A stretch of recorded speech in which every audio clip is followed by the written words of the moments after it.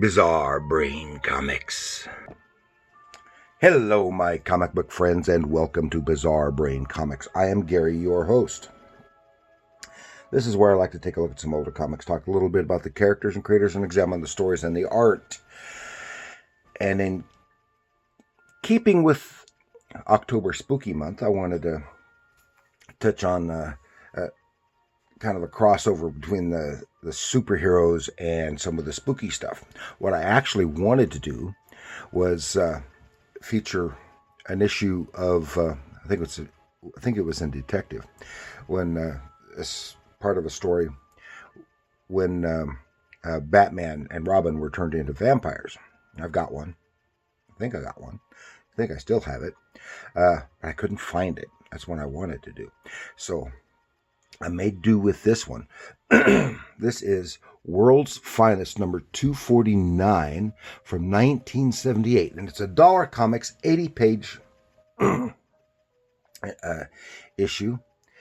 Of course, featuring Batman and Superman, as well as having then backup features with, because remember, while World's Finest is best known for a Superman-Batman team-up, for a time it was also, they had dropped that line, and it was a team-up of other characters.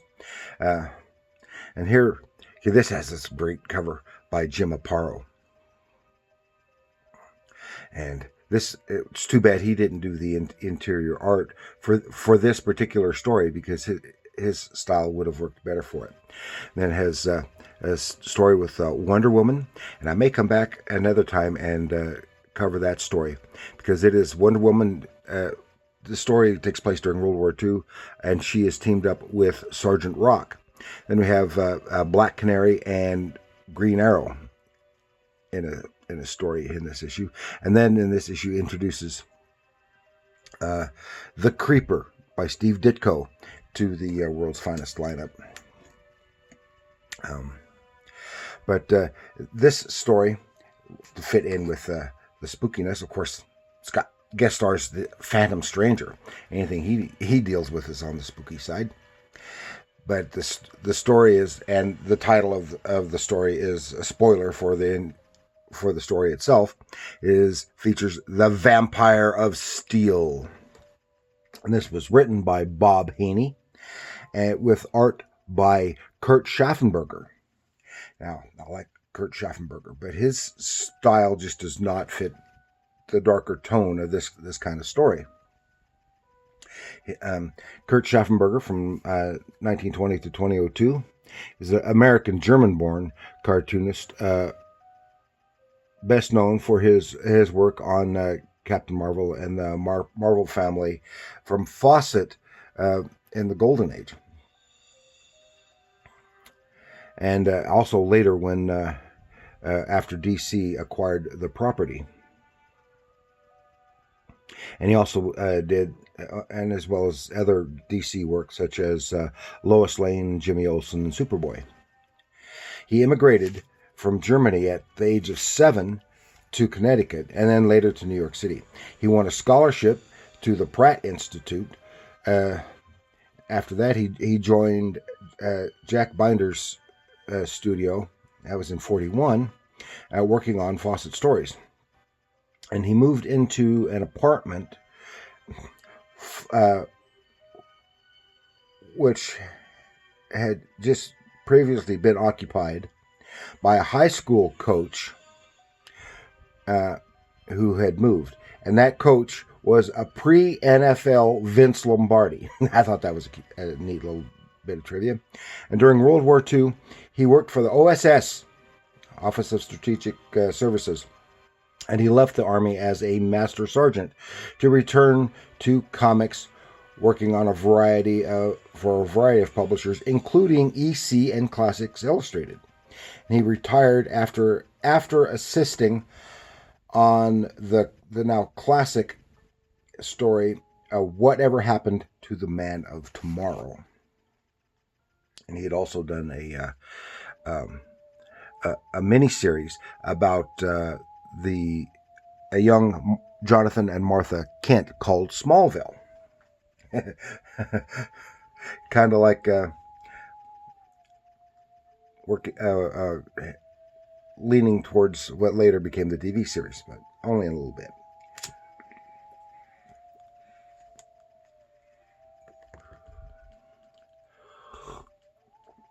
So as I said, Jim Aparo, he would have done really well with this because, of course, he had previously done the Spectre. I think he did some of the Phantom Stranger, and of course, a lot of Batman, both before and after this. And of course, he is my favorite Batman artist. So, here we go. We're at the very first page. It doesn't even relate to the story. It is a page welcoming the Creeper to the world's finest lineup. And then, of course, we have these ads. I'd like to get a bunch of these kind of comic page ads and do an episode on those. Okay, and it starts right off with an offshore oil well blowout, which belongs to Bruce Wayne. Meanwhile, Superman and Batman are returning home from a Justice League mission, and he is informed about the blowout, and he quickly changes to Bruce Wayne and heads out there along with Superman to help. And Superman, remember, I can't do stuff for you just because we're friends. But this would be, an ecological horror here. So, but he goes and he helps save time instead of then landing the plane and then taking a helicopter out there. He just Superman lands the plane on the helo deck. So, they're joined by Captain Calamari, who is like an oceanographer, has his ship called, I forgot, the Albatross. And they go around the world promoting ocean ecology and stuff like that. So Superman goes down to check out the blowout and see what he can do. But something happens, and it's been minutes since they've heard from Superman. So they send divers down, and they find Superman unconscious, bring him up, and he's like in a coma, but he manages to say one word: magic. So Calamari and his team, this is where he gets him. And you can see he is Schaffenberger. He is a very fine draftsman. I love his work, but again, it just does not suit the darker nature of this. But I love his he's very good with anatomy and backgrounds and the storytelling, and very consistent on his facial features and everything. But then you see stuff like this machine, kind of goofy looking machine, and so they go down, and then that's when Superman says magic. Bruce hears it, hears that, and realizes that the Calamari and his crew are going into danger they don't expect. He dives down, changes to Batman because but then he's encountered by delusions and weird stuff happening and stuff. But then and he loses his mouthpiece, but he is somehow saved, doesn't understand how, and sent to the surface where he is saved. And then he sees a streak down there, and something happens. They return. Something happens that night. Here's some screaming. Bruce goes to check it out, and something goes by so fast he is knocked aside. And then one of the captain's crewmen have been transformed into a monster of some kind.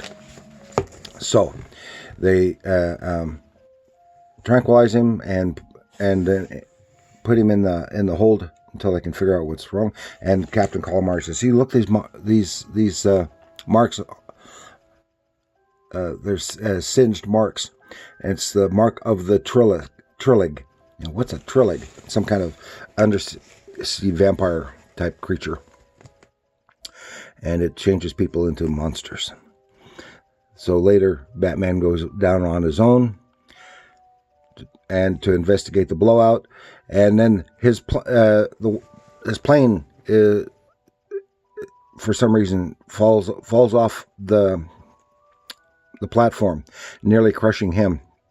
And then he sees the Phantom Stranger appears, and of course he's magical.